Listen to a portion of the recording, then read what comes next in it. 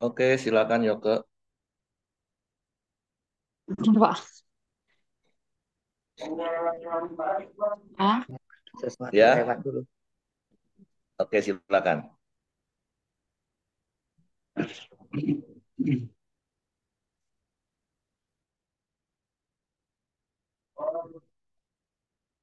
udah ya.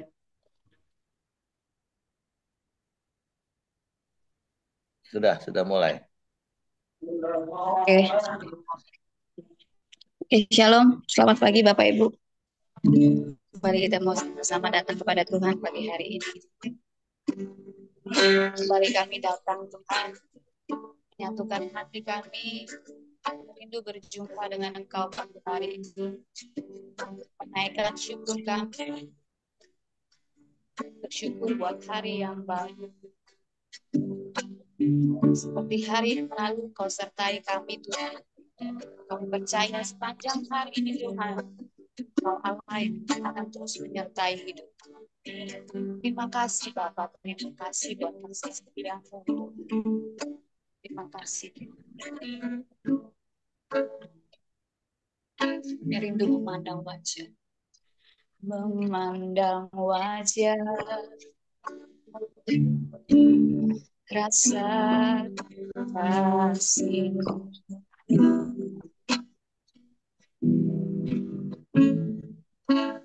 Tinggal dekat.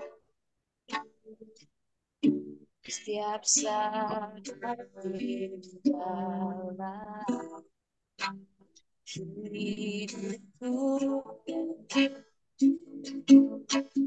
hidupku.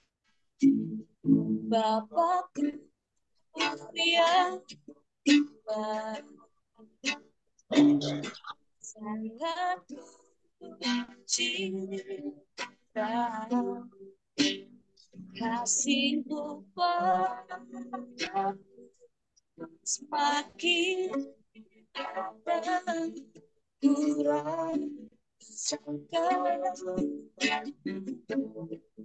Kaulah Bapakku yang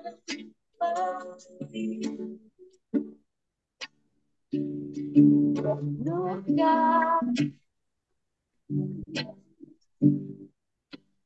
ku bersyukur selalu kepadamu.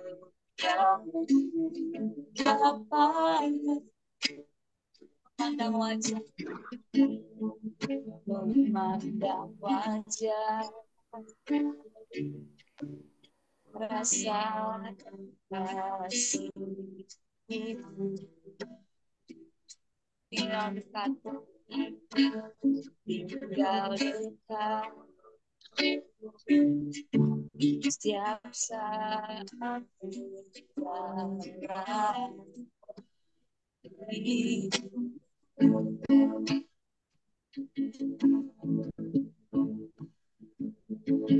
waktu yang baik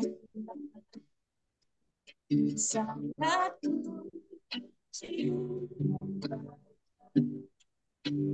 kasih padaku semakin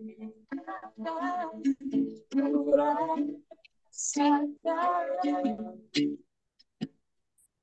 Kaulah Bapakku yang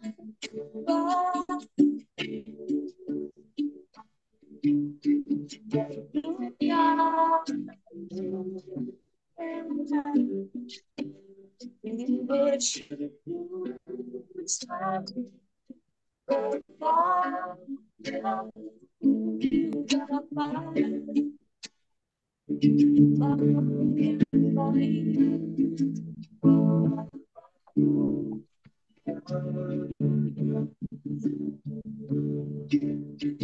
sangat cinta,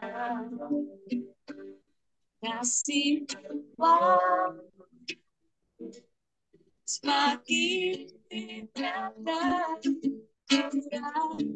sadar. Kaulah Bapakku yang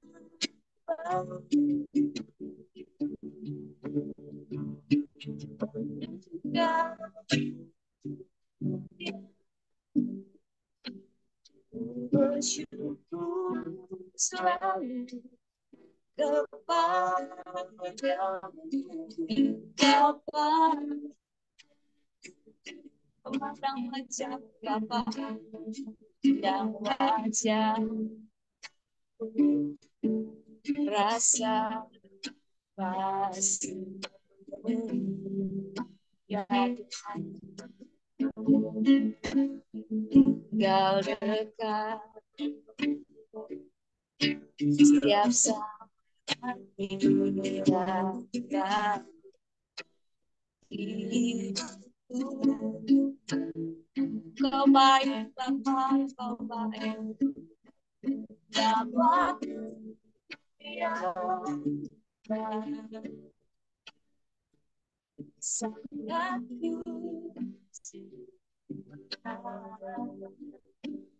kasih padaku semakin datang rasakan Kaulah Bapa-Ku yang baik, penuhkan bersyukur selalu kepada Bapa yang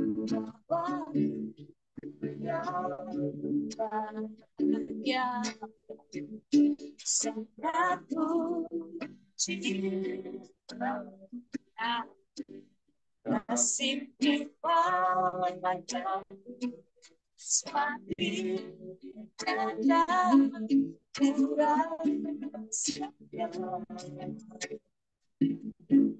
Kaulah Bapa-Ku yang baik,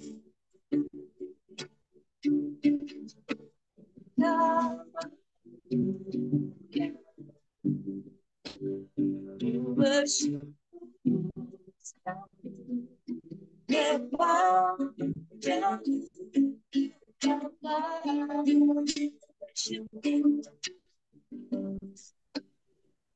bersyukur selalu kepada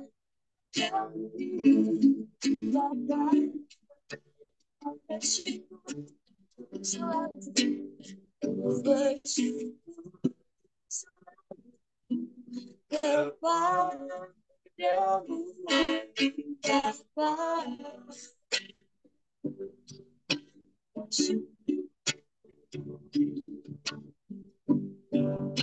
buat kasih setiap kasih Bapa yang setia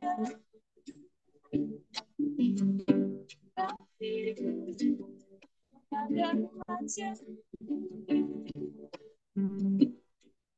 menikmati kasih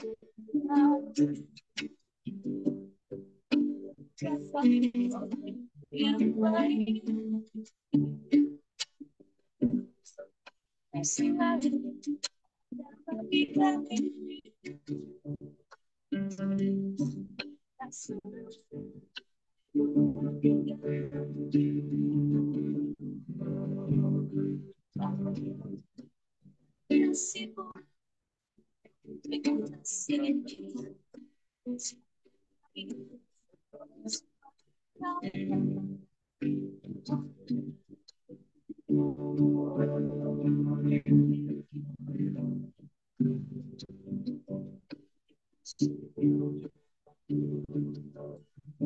Yesus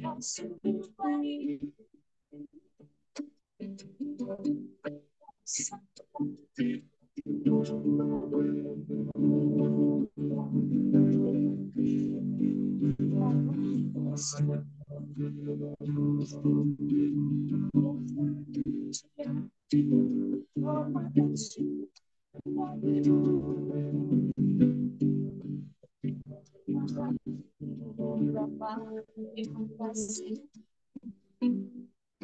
oh Bapa yang baik, oh Bapa yang setia. Kau nyatakan kebaikan hidup kami. Terima kasih Tuhan. Oh, mengasihi kami. Terima kasih. Kami bersyukur Tuhan. Kami bersyukur Bapa buat kasih-Mu yang Kau nyatakan setiap hari dalam hidup kami. Benar Kau tidak pernah meninggalkan kami. Benar Tuhan Kau menyertai hidup kami. Benar Tuhan Kau ada di dalam setiap musim hidup kami. Terima kasih Bapa, terima kasih. Benar Kau Allah yang hidup Tuhan. Sungguh pertolongan tidak pernah terlambat dalam hidup kami. Terima kasih buat kasih setia. Terima kasih buat semua yang sudah Tuhan izinkan terjadi dalam hidup kami. Dalam segala sesuatu yang terjadi, Kau nyatakan kasih-Mu yang besar Tuhan. Kami bersyukur Tuhan. Terima kasih. Terima kasih. Terima kasih. Terima kasih Yesus. Terima kasih Bapak. Betapa aku mencintai segala yang telah terjadi. Tak pernah sendiri jalani hidup ini, selalu menyertai. Terima kasih. Betapa aku menyadari di dalam hidupku ini, Kau selalu memberi rencana terbaik oleh karena kasih.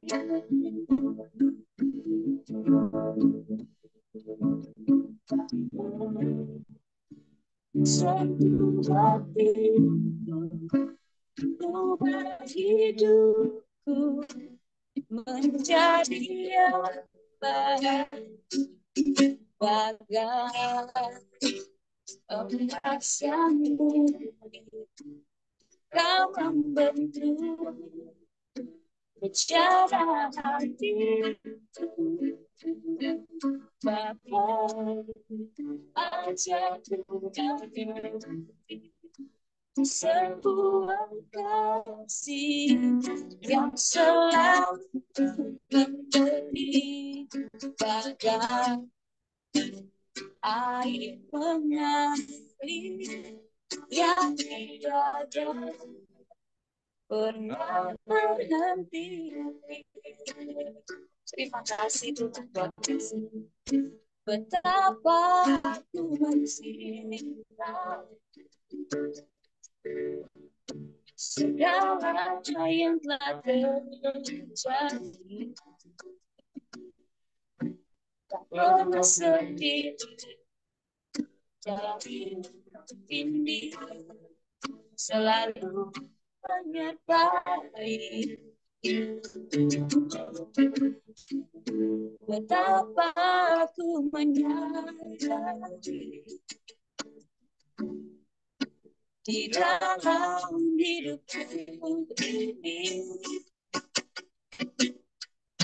kau selalu memberi jangan terbaik.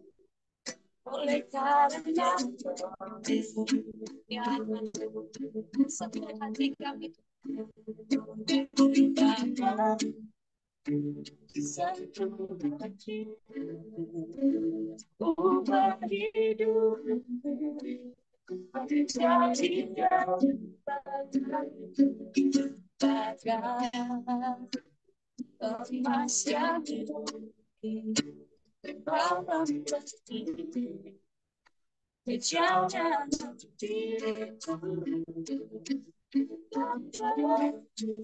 ajarku berhenti sebuah kasih yang sedang memberi bagai air mengalir yang tiada pernah berhenti. Bapa sebuah hidup ubah hidupku menjadi yang terbaik bagai emas yang murni. Kau berjaga mandiri jatuh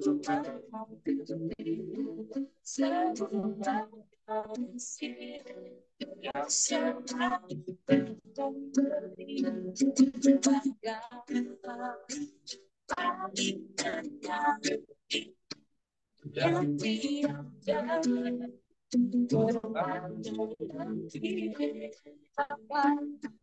pernah sentuh hati ubah hidup menjadi yang baru bagai emas yang putih. Kau membantu berjalan hati Bapa ajarku berhenti sebuah kasih yang selalu beri bagai air mengalir yang tiada pernah berhenti. Bapa satu ubah hidupku menjadi yang baik bagai emas yang murni. Kau membantu berjalan hidupku Bapa ajarku berhenti sebuah kasih yang selalu memberi bagai air mengalir yang tiada pernah berhenti bagai air mengalir yang tiada pernah berhenti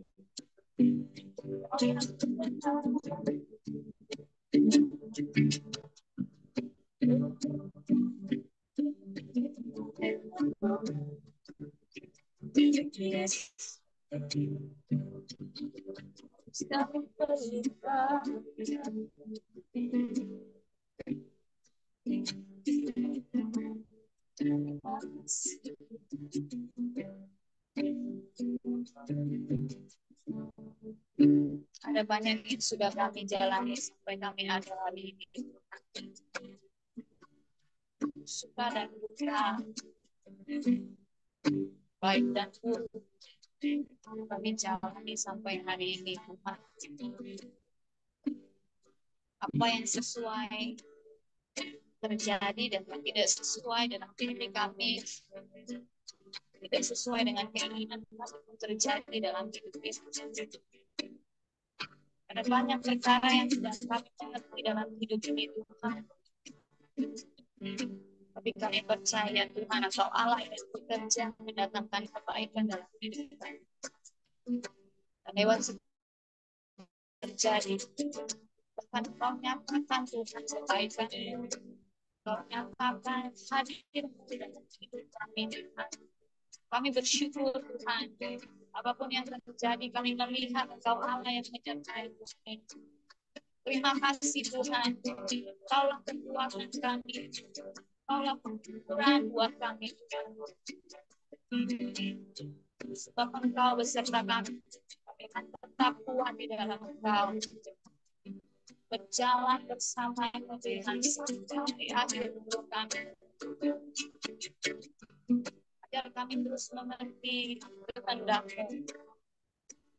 Ajar kami tetap kuat dan setia melihat janji-janji-Mu yang akan terus Kau genapi dalam hidup kami.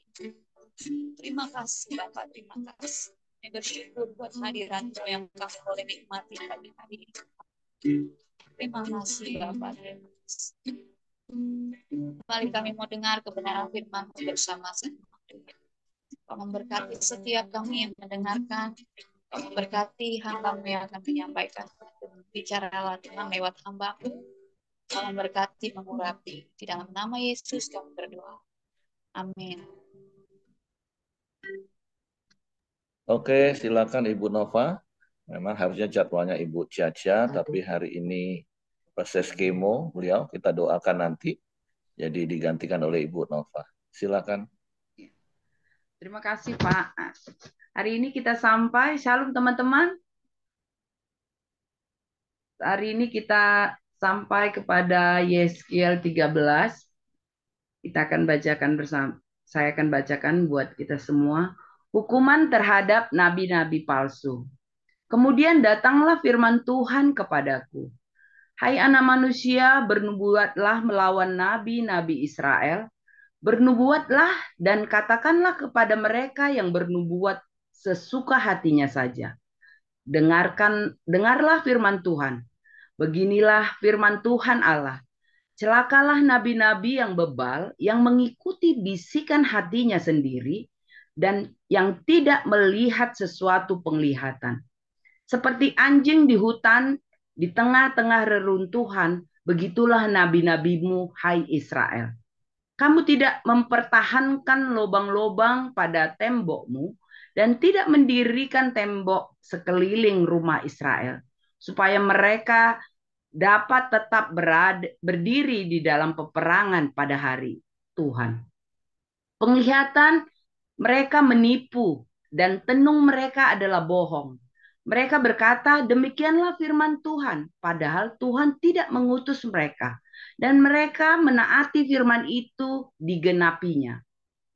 Bukankah penglihatan tipuan yang kamu lihat dan tenung bohong yang kamu katakan, kalau kamu berkata, demikianlah firman Tuhan, padahal aku tidak berbicara.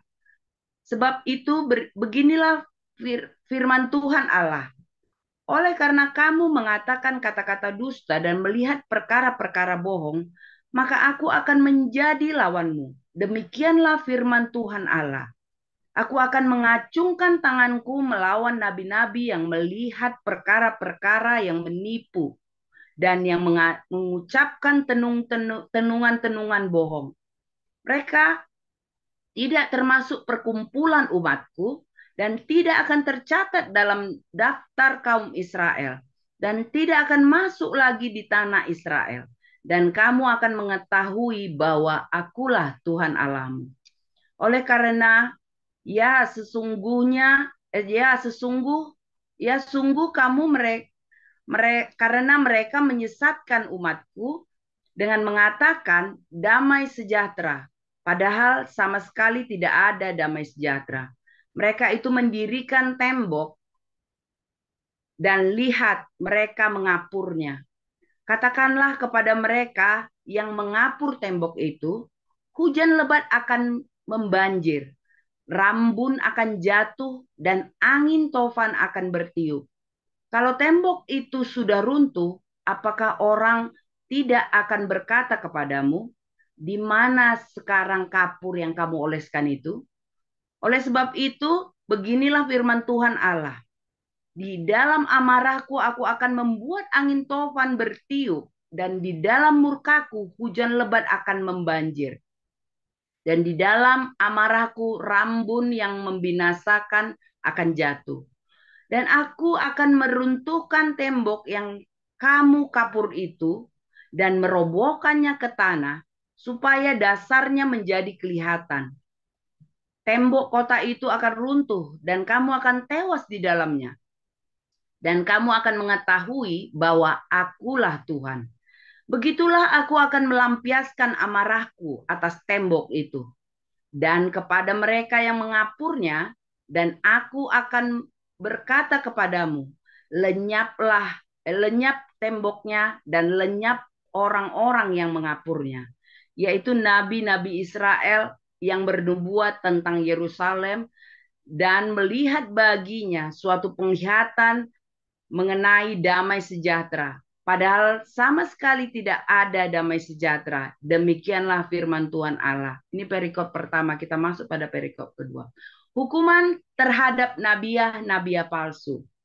Engkau anak manusia, tunjukkanlah mukamu kepada kaum perempuan bangsamu, yang bernubuat sesuka hatinya saja, dan bernubuatlah melawan mereka. Katakanlah, begini firman Tuhan Allah. Celakalah dukun-dukun perempuan yang mengikat tali-tali azimat pada semua pergelangan dan mengenakan selubung pada kepala semua orang, tua atau muda, untuk menangkap jiwa orang. Apakah kamu hendak menangkap jiwa orang yang termasuk umatku dan membiarkan orang-orang lain hidup untuk kepentinganmu? Kamu melanggar kekudusanku di tengah-tengah umatku hanya demi beberapa genggam jelai dan beberapa potong roti, dengan membunuh orang-orang yang tidak patut mati dan membiarkan orang-orang yang tidak patut hidup. Dalam hal kamu berbohong kepada umatku yang sedia mendengar bohong. Oleh sebab itu beginilah firman Tuhan Allah. Aku akan menentang tali-tali ajimatmu, dengan mana kamu menangkap jiwa orang, dan aku akan mengoyakkannya dari tanganmu, dan melepaskan seperti burung-burung orang-orang yang kamu tangkap. Aku akan mengoyakkan selubungmu dan akan melepaskan umatku dari tanganmu. Dan mereka tidak lagi menjadi mangsa di dalam tanganmu. Dan kamu akan mengetahui bahwa akulah Tuhan. Oleh karena kamu melemahkan hati orang benar dengan dusta, sedang aku tidak mendukakan hatinya. Dan sebaliknya, kamu mengeraskan hati orang fasik, sehingga ia tidak bertobat dari kelakuannya yang fasik itu. Dan kamu membiarkan dia hidup. Oleh sebab itu, kamu tidak lagi melihat perkara-perkara yang menipu dan mengucapkan tenungan-tenungan bohong. Aku akan melepaskan umatku dari tanganmu, dan kamu akan mengetahui bahwa akulah Tuhan. Perikop ini ada dua perikop ya di Yeskiel 13 ini, tentang hukuman terhadap nabi dan nabiah, nabi palsu dan nabiah palsu. Kalau di perikop pertama, kita tadi sudah baca bahwa ada hukuman-hukuman kepada nabi-nabi yang memperkatakan nubuatan-nubuatan palsu kepada umat Tuhan, dan Tuhan akan menghukum mereka lewat atas dasar perkataan nubuatan mereka yang palsu. Padahal Tuhan tidak menyatakan itu. Kalau di perikop keduanya adalah kepada nabi-nabi perempuan, beserta kita lihat tadi apa hukuman-hukumannya kepada nabi-nabi perempuan. Jadi nabiah ya katanya tadi, nabiah palsu. Jadi nabi-nabi di sini adalah mereka menyampaikan nubuatan-nubuatan palsu. Kalau sumber nubuatan palsu itu unsurnya adalah tentu tidak hanya berasal dari setan. Ya, nubuatan palsu itu ada unsur yang berasal dari hati manusia itu sendiri. Maka dikatakan di ayat 3, dikatakan, beginilah firman Tuhan Allah, celakalah nabi-nabi yang bebal yang mengikuti bisikan hatinya sendiri. Jadi apa yang dia sampaikan adalah yang bukan berasal dari Tuhan, tapi berasal dari pikirannya sendiri, berasal dari keinginannya sendiri, berasal dari harapannya sendiri, berasal dari kebijakannya sendiri. Ya, jadi itulah yang membuat perkataan-perkataan mereka itulah yang menyesatkan orang-orang umat Tuhan tentunya pada saat itu. Lucunya umat Tuhan itu percaya kan dengan nubuatan-nubuatan palsu itu. Saya membawa bagaimana saya membawa firman ini dalam kehidupan keimanan saya pribadi. Kenapa ya orang bisa percaya dengan nubuatan yang palsu gitu?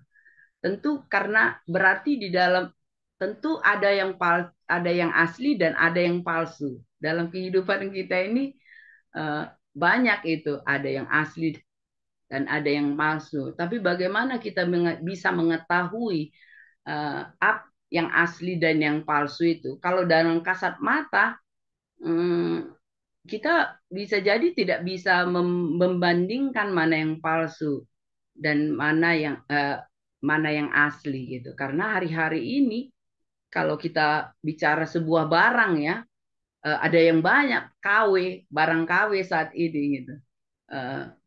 Kita lucunya kita suka pada hal-hal yang palsu itu. Kenapa? Karena firman Tuhan katakan bahwa itu bisikan hati kita sendiri, menyenangkan hati kita sendiri, sehingga kita pasti suka dengan apa yang kita inginkan gitu.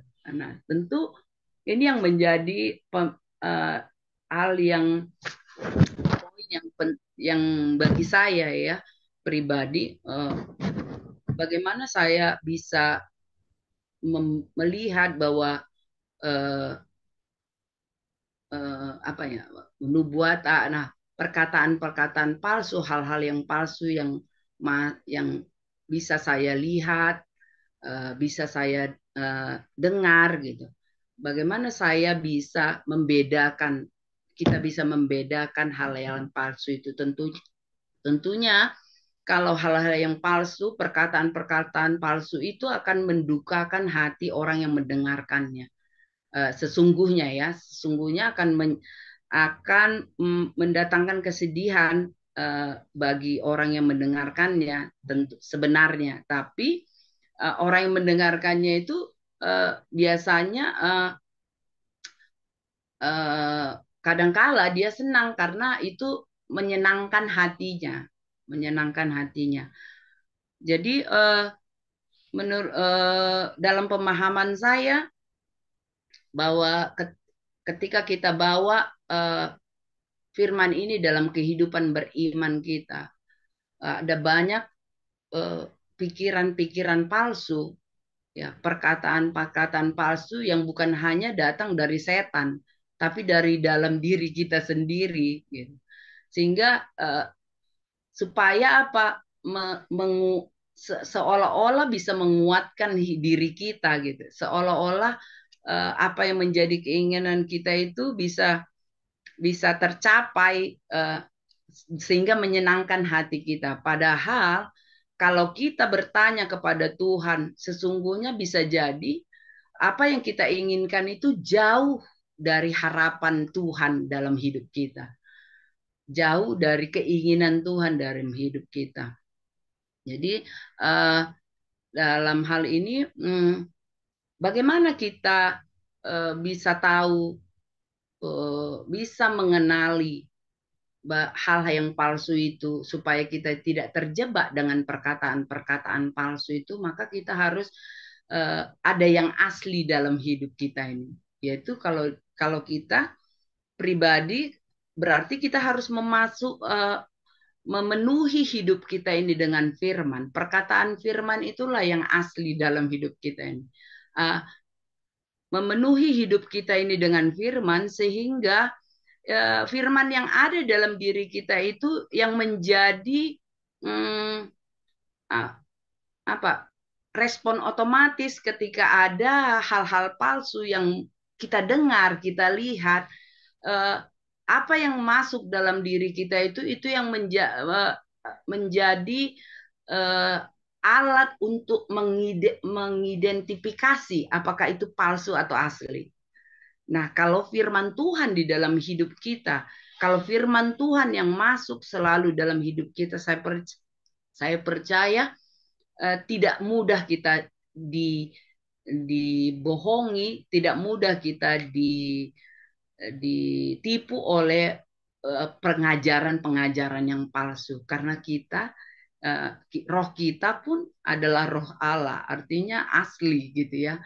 Kita tidak akan mudah diombang-ambingkan dengan perkataan-perkataan dunia ini, karena kita miliki perkataan-perkataan firman yang secara otomatis menurut saya ya, ketika kita memasukkan firman-firman itu dalam hidup kita, kalau Sigmund Freud katakan alam bawah sadar kita itu akan apa yang masuk dalam alam bawah sadar kita itu dia akan mengidentifikasi gitu hal-hal yang palsu itu sehingga kita tidak mudah digoncangkan. Lalu kenapa orang bisa bodoh mengikuti perkataan-perkataan yang palsu, digoncangkan oleh perkataan-perkataan palsu karena sesungguhnya orang itu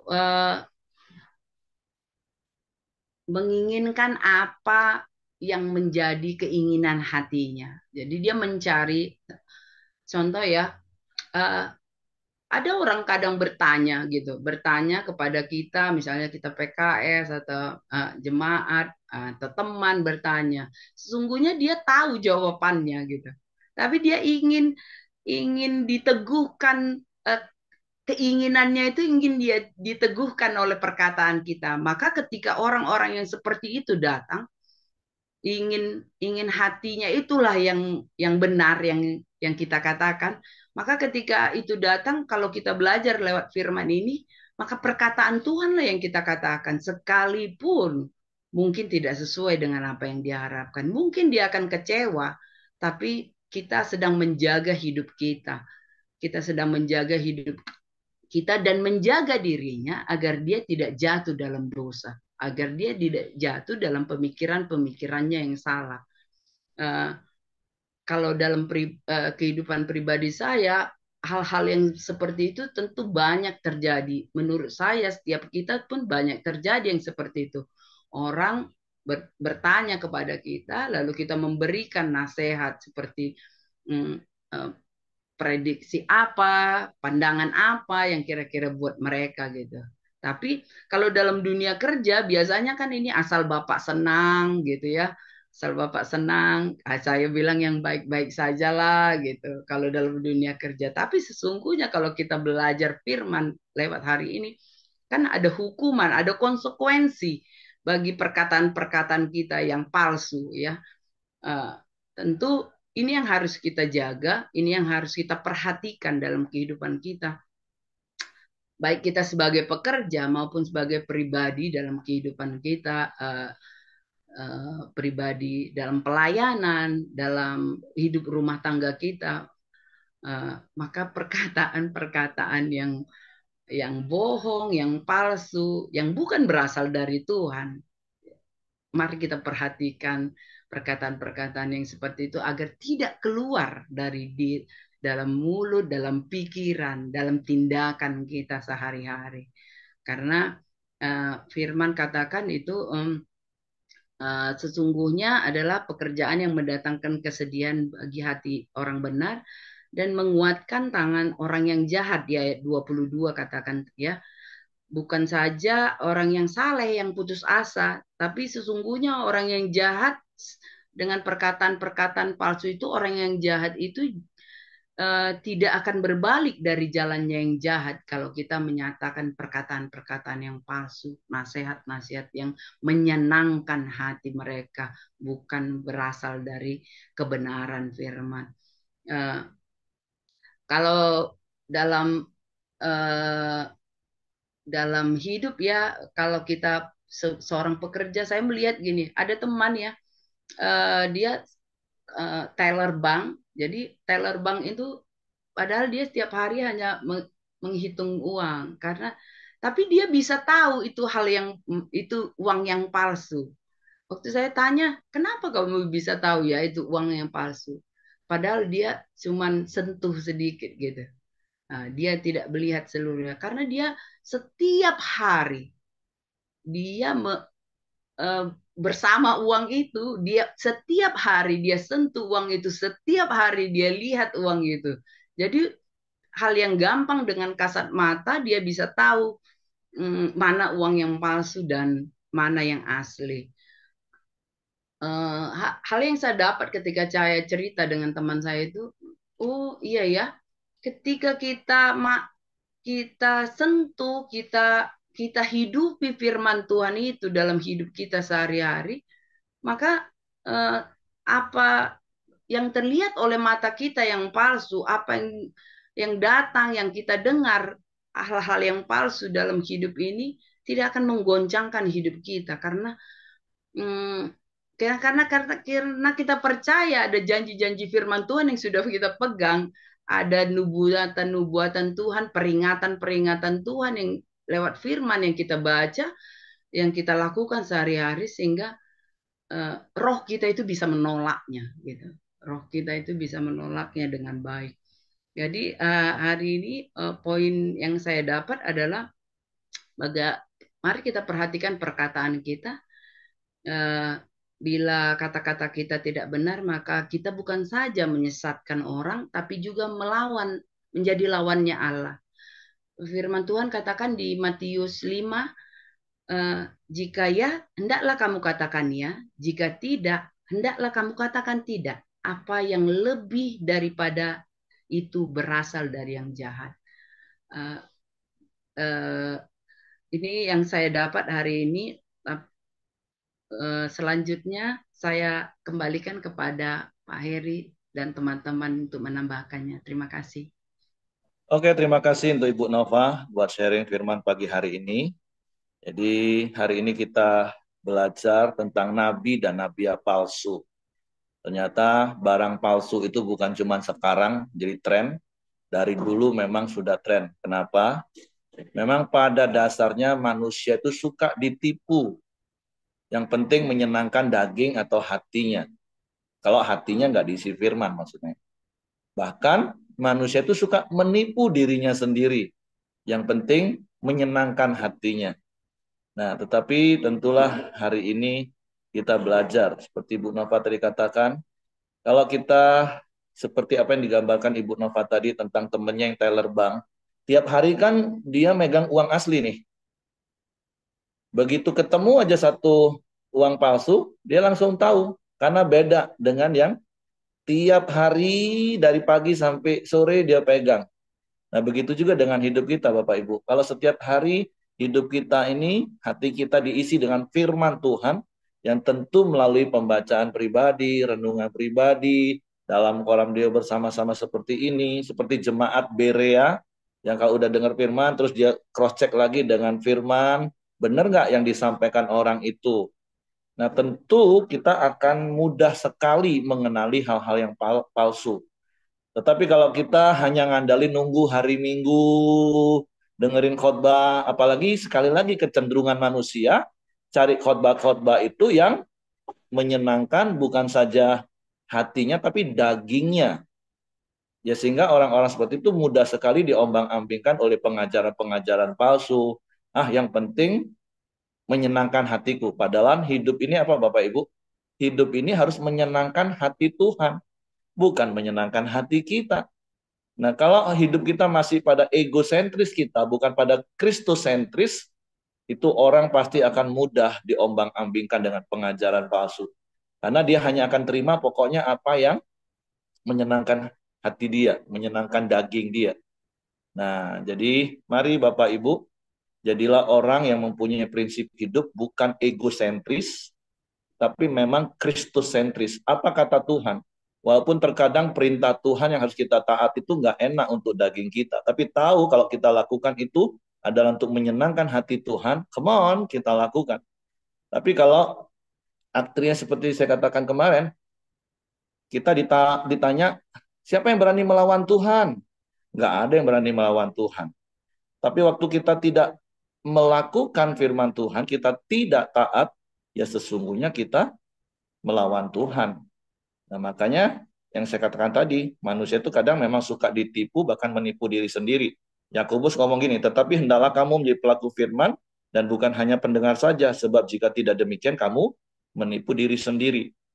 Nah, jadi tadi Bu Nova juga sudah sampaikan bagaimana cara mengidentifikasi ini nabi palsu atau enggak nih. Ya tentu kalau dari sisi pengajarannya, ya kita cross-check. Firman Tuhan ngomong gitu enggak? Alkitab yang kita pegang, Kejadian sampai Wahyu yang sudah lengkap, udah absolut, mutlak itu. Nah, yang kedua sederhananya gini, kalau kita lihat dia ini nabi palsu atau nabi benar, gampang secara kasat mata. Hidupnya sesuai dengan firman nggak? Kalau hidupnya nggak sesuai dengan firman, dia cuman omdo, apalagi hanya untuk menyenangkan hati orang. Karena memang pada dasarnya seperti saya katakan tadi, Ibu Nova tadi juga sering katakan dan sering kita alami. Orang datang kepada kita itu kadang bukan cari kebenaran Bapak Ibu, tapi cari pembenaran. Dia tahu sih dia itu udah salah gitu. Nah. Tapi dia berusaha cari orang-orang untuk meneguhkan bahwa apa yang dia lakukan itu benar dengan firman lagi. Nah, jadi bukan saja kita hari ini belajar, kita tahu itu orang nabi palsu atau tidak, tapi kita juga belajar jangan-jangan kita menjadi nabi palsu untuk orang lain. Hanya untuk sekedar menyenangkan hati orang. Jadi ya hati-hati, mari kita jaga kemurnian hati kita. Seperti Paulus katakan, aku menjaga hatiku murni, hati nuraniku murni, baik di hadapan Allah maupun di hadapan manusia, Bapak Ibu. Jadi terima kasih untuk Ibu Nova buat sharing firman Tuhan pagi hari ini. Oke, silakan Bu Miryanti. Ya, puji Tuhan.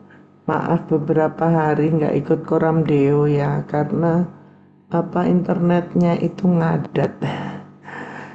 Jadi kalau nabi palsu itu karena dulu zaman Israel dulu itu hubungan manusia dengan Allah Bapa itu harus melalui nabi. Jadi itu makanya ada yang palsu. Nah, ciri-ciri yang palsu ya yang tidak sesuai dengan kehendak Bapa pada saat itu memang mereka bingung. Apalagi kondisi bangsa Israel saat itu dalam kondisi yang sangat-sangat sengsara karena mereka dihukum oleh Tuhan. Nah, pada saat kita sekarang ini, benar kata Pak Heri, kita pertama karena kita itu sudah bisa berhubungan secara pribadi dengan Bapa melalui Tuhan Yesus ya. Jadi kalau sekarang lebih mudah. Nabi palsu itu yang tidak menjalankan firman Tuhan dalam hidupnya, nah itu jangan dipercaya. Banyak, bahkan gini Bapak Ibu ya, mohon maaf. Banyak loh hamba-hamba Tuhan itu yang kata saya, waduh ini bukan firman Tuhan yang disampaikan, tapi hal-hal yang duniawi, kekayaan duniawi, harta benda, itu Bapak Ibu. Jadi ya kembali lagi, kita itu bisa berhubungan langsung dengan Bapa melalui Tuhan Yesus. Kalau di dalam ibadah, ya ibadah kita percaya kalau hamba Tuhannya itu melakukan firman Tuhan, nah itu dia menyampaikan pengajaran yang asli dari Tuhan. Nah itu yang kita turut. Itu yang saya dapat pagi ini Pak. Kita kalau mengingat bangsa Israel pada saat itu ya sangat sangat terpuruk ya. Kita sekarang kan jauh. Walaupun kita mungkin menderita secara jasmani, sakit penyakit, kekurangan sesuatu yang kita perlukan dalam kehidupan, tapi kita punya Bapa dan Tuhan Yesus sudah mempersatukan kita dengan Bapa. Nah itu enaknya pada zaman sekarang, itu Pak yang saya dapat. Terima kasih puji Tuhan. Oke, terima kasih Bu Miryanti. Ya, jadi zaman dulu memang Nabilah penyambung lidah Tuhan, sehingga ya jemaat hanya tinggal dengar nabi. Tapi seperti Bu Miryanti tadi katakan, di dalam Kristus, melalui Kristus, kita bisa langsung terhubung dengan Bapa Surgawi, sumber segala kebenaran itu. Makanya mari Bapak Ibu, biarlah hidup kita terhubung terus dengan kebenaran itu, sehingga ketika mendapatkan hal-hal yang nggak sesuai dengan kebenaran, seketika itu juga kita langsung tahu, oh ini nggak benar nih. Karena hari-hari kita hidup di dalam kebenaran firman Tuhan. Jadi mari terus kita jaga hati nurani kita, murni di hadapan Tuhan dan di hadapan manusia dengan kita melakukan firman Tuhan. Oke, saya percaya sepanjang hari ini Bapak Ibu akan terus merenungkan firman Tuhan ini dan kita terus hidup dalam kebenaran. Oke, silakan Hengki. Ya, mari kita masuk dalam doa kita. Silakan Pak Alek, nanti ditutup sama Ibu Nova.